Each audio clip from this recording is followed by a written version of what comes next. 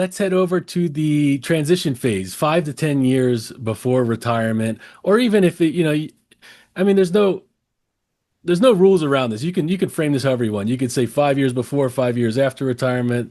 Mhm. I always like to look at it kind of 10 years leading up because you don't want to start. Looking at your retirement aspect of tax planning when you're in retirement, right? There's some things a lot of times people can do leading up to retirement there, and things start to Yes. get a little clearer. And this is also, and this is why I love retirement planners. I think there's just so much value to be had there in the financial space because there's so many decisions to be made. There's Social Security decisions, right? I mean, there starts to be, you can see what RMDs become a little clearer, and you can start to make decisions around that kind of stuff. So yeah, and also at this time, maybe, this is a time when maybe somebody's parents pass away. There might be an inheritance coming your way, right? That could provide planning opportunities. So what's your thought here? The transition phase to me, I mean, that's the one I really I covet, and I think so much going on, so much you can do there. Yeah, and so one thing I'll mention is the third of the compelling three, the taxable account. Now, when we're closer to retirement, we tend to be in our higher earning years, and we tend to be in a spot where we have more free cash flow because maybe the kids are out of the house at this point, and so we're not, paying for them. We're just more established in our lives. We're not buying new things all the time as we get a little older. We don't really care if the couch is out of date, that Right, sort of right. thing. So this could be the time for a lot of folks who get to, particularly in early retirement, but it can even be a conventional retirement. This can be the time where we really build up those taxable accounts. Now, we should still have the cash flow to be able to max out the traditional 401k and maybe a Roth IRA too. But the taxable account tends to be much more accessible at the beginning of our retirement. And why do I say that? Because it makes such a great first spend asset in the beginning part of retirement. People get to retirement, they're like, what should I spend? I have no idea. Like, do I do a 72T if I'm under Right. 59 and a half? Do I just start taking from my traditional IRA? Do I take from my brokerage accounts? My favorite tactic is to take from the brokerage account for two reasons. Well, it's actually more than two reasons, honestly, but I'll just give you two reasons right now. Sure. One is basis recovery. So let's say you get to early retirement and you're spending $100,000 a year. Just use a round number, and so you go into your taxable brokerage account. You have ABC mutual fund. You sell 100,000 of that. Well, is your taxable income 100,000? No, Mhm. because of something called basis recovery. You have a historic cost in that mutual fund. You bought it for a certain price. Maybe there's some reinvested dividends in there.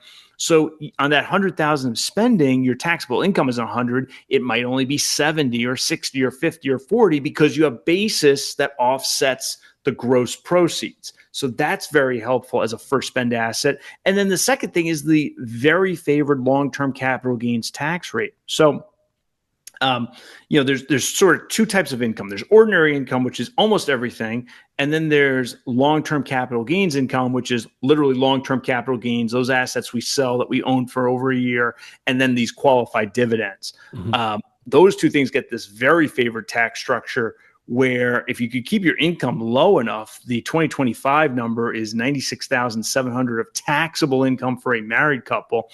You can get those things at 0%.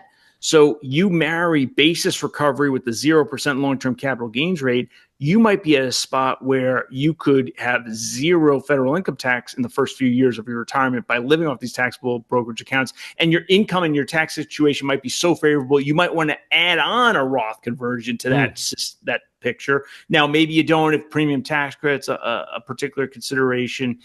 But it gives you such an opportunity to manage income in the first part of retirement. And when we spend down those taxable accounts first, you know what's still growing? Our traditional retirement accounts and our Roth retirement accounts. They're growing. Now, look, markets can be down some Sure. years, right? There's no guarantee. But when we're not taken out of those things, the odds are over time, those things tend to grow. So we're growing our tax, favored assets in a sense, and we're diminishing those things that produce dividends and interest that show up on our tax return that we can't control unless we sell. So I really like, in the years that are closer to the retirement date, having a bit of a priority in these taxable accounts because they're great first spend, and we tend to have the cash flow to fund them in the Mhm. late part of our career, and then they're great first spend assets at the beginning of our retirement. Sure. Yeah, and like you said, now if somebody has, a pension, well, there's going to Mhm. be income right off the bat if you're claiming, right? And then there is those opportunities with Social Security that can be often overlooked, and it's not always the best situation. Social Security is an interesting one because you have the spousal benefits, you got survivor benefits to consider. You have a lot of things to consider there, but sometimes what's often overlooked is delaying this Social Security because it is a valuable asset. It's that steady stream of lifetime income, even though there's a lot of fear and speculation about it. Uh, So, yeah, so Jason, part of the reason you write a book like this is to improve your own knowledge and thinking. And I think working with Cody, I did that. And one area where I've become, look, just because I favor something doesn't make it the automatic right answer. You got to do your own analysis. sure. But one area that I've become more of a fervent advocate for, in a general sense, is delaying Social Security claiming. Mhm. And it has to do with a number of factors. One of them is tax benefits. So if we can delay claiming our Social Security, if we can afford it, Mhm. we're keeping that ordinary income off our tax return for longer. Right. That gives us more tax planning flexibility in our mid to late 60s to either just manage traditional IRAs or even or do affirmative very low or no tax Roth conversions. So that's one reason. But there are more benefits out there. So Mhm. one of the benefits is volatility. So if you think about, a 65-year-old married couple and they're retired and they're fine, right? They've got their portfolio, so they've got stocks and bonds spread out through taxable accounts, traditional Roth, HSA, whatever it is. And stocks and bonds are generally to some degree volatile, right? They're subject to all sorts of risks. And look, we use diversification to help modify that. We don't put, generally speaking, we don't put all our eggs in one, find this tech company and put it all in there and let it ride. No, we diversify with index funds, generally speaking. We use, different sectors, different geographies. Okay, great. Um, but even with that diversification, they're still volatile. Right. Bonds are volatile. It's all volatile. Cash, even inflation risk. Social Security, by comparison, is a relatively non volatile asset, in my opinion. So, what I mean by that is we go to SSA.gov, we can get inflation factors, and it's inflation adjusted. Generally speaking, it's relatively non volatile. Mhm. So, if we delay claiming that Social Security, we're going to have to spend down our portfolio assets in our 60s. We just have to. We got to fund our life somehow. Right. So we're going to spend down the volatile assets to some degree while we're increasing our future Social Security every year by delaying, right? The audience may be familiar, varying percentages, but especially in those last 3 years, it's 8% a year. You Mhm. get an increased payment every year by delaying. You can only delay to age 70 and then you have to Right. take it. But what we've set up is somebody going into their 70s in a less volatile place in their life because they're less reliant on the portfolio assets because they spent them down because they had to live on something, and they're doing better. Or they have a higher monthly check from Social Security, and that's a lot less volatile. So I think there's real benefits in delaying. Now, Mhm. look, first of all, if you need it, take it. Okay. Sure. If you need your Social Security, take your Social Security. And by the way, your tax situation is going to be fine. If you need your Social Security, almost certainly your tax picture is very late, just the way Right. the rules work. I'm not here to say don't take it if you need it.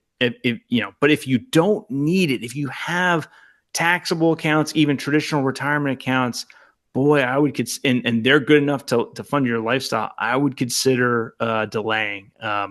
So that's just sort of my take on it. I don't know, Jason, if you find wisdom or ignorance in that take, No, but no, that's my take. I share the sentiment. I do. And I think it's hard because for the average person out there, you hear a lot of negative speculation about Social Security, running out, or there's problems with it, or there's I think most people, I would say, and maybe maybe this falls into the marshmallow test, right? The delayed gratification. But most people, I think, approach retirement and say it's kind of like, well, I want to get everything I can because I don't want to miss out, right? The only problem with that way of thinking is you're not looking at the downsides to, well, what if you live till 100 and whatever? I mean, that's something to consider too. It's so far out that I think most people tend to lean towards, I want to get everything I can now. I want all the benefits now because I just don't know. And it's fair. There's fear there, right? Of Yeah. making the wrong decision. Well, and people, so if you think Washington is not going to pay out something like 100 cents on the dollar on Social Security, you're making a heck of a prediction. Right. So our government, look, I am not a fan of high debts and deficits, right? I Right. don't mean to make this a political conversation, but I Sure. myself am very, uh, I look at that very unfavorably, right? I'm against running high debts and deficits. But this idea that that they have the power to print money and they have the power to borrow, and they'll do that for everything else in the federal government. They'll do that for the cleaning the carpets in the White House and Right. the military spending and all that stuff. But they're not going to do it for one of the most popular programs in the world, Social Security.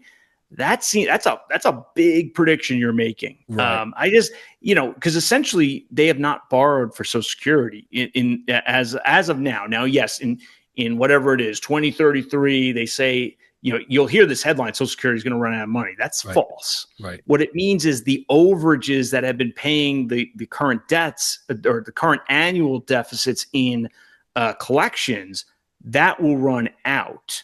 So in theory, Social Security would only be 70% or 80% funded. Mhm. Well, they never look at that. They never look at cleaning the carpets in the White House and the military spending that way, right? Right. Right. Those things don't generate any revenue. So they're Right. all deficit, but they never talk about, well, look at the military running these huge deficits. They never talk about that, but Yeah. they talk about, oh, Social Security is running these huge deficits. So I Right. think at the end of the day, look, could they make some tweaks and it's going to be 98.5 cents on the dollar? Sure. They may nickel and dime Mhm. people a little bit, but much more than that, I just don't think is politically viable. And oh, by the way, Congress has plenty of tools, whether you like them or not. I'm not here to say they can cut other spending, they Sure. can print money, they can issue more debt. There's plenty of tools to make Social Security Sure. claimants whole. So I think if you're predicting that Social Security is going to get cut by 20 or more percent, you're making a prediction that the politicians are going to turn on a dime against their own interests. That's a heck of a prediction. I'd like to see some evidence that sort of backs up that prediction.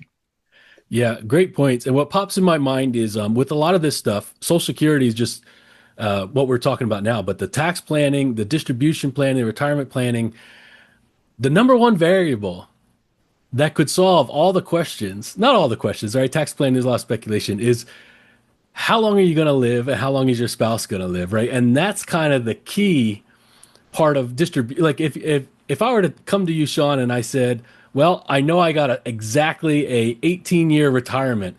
Well, that solves so many, issues for how you're going to map things out. The problem is we don't know if it's 10 years. We don't know if it's 30 years. We don't know if you Yep. have massive, long-term care expenses. There's just so many of these variables. And that just popped in my head with Social Security, right? Because it can be a simple math equation if you know your life expectancy, right? Oh, 100%. Um, you have to think about what is likely. But the other thing, I think people, so sometimes we focus too much on the numbers and the inefficiencies, and we should back. As long as you go to work at some point in your life, you're going to have to pay some taxes. Okay. Right. So there's a tax risk there. And the whole traditional and Roth system allows us to park tax risk, Mm, meaning in theory, what you could just do is just max out your Roth 401k at work during your working years. And now you've put all the tax risk on the working years, right? That's a theoretical possibility. mhm. The other extreme is we're all only going to do the traditional. And so we're going to park our tax risk in either early retirement or late retirement. And even there, what we could do is Roth conversions in the early retirement or not do Roth Right. conversions in the early retirement. Right. one of the points we make in the book is let's think about the different profiles involved. And I'll shortcut this. Your 30-year-old self, your 60-year-old self, and your 90-year-old self. 30-year-old, like you were saying earlier, Jason, they could have 2 kids at home, a spouse at home, a mortgage payment. They can have attributes about their profile that make parking tax risk in that part of life very undesirable, right? Why are we increasing expenses when we got kids we got to support? That's a compelling need. We got a spouse, we got a mortgage payment. Or what we could do is say, all right, well, we don't want to put tax risk there. We'll get to retirement, say it's 60, and we're going to do massive Roth conversions. Well, the issue with that is, let's call that the beginning of our retirement. If we increase expense in the beginning of retirement, we increase the odds of financial failure down the road, right? It's sequence. They call it sequence of return risk. Sure. Essentially, the early decade, depends on the commentator. I've heard 13 years. I've heard, but just say the early part of our retirement is a great time to not have expenses. Why?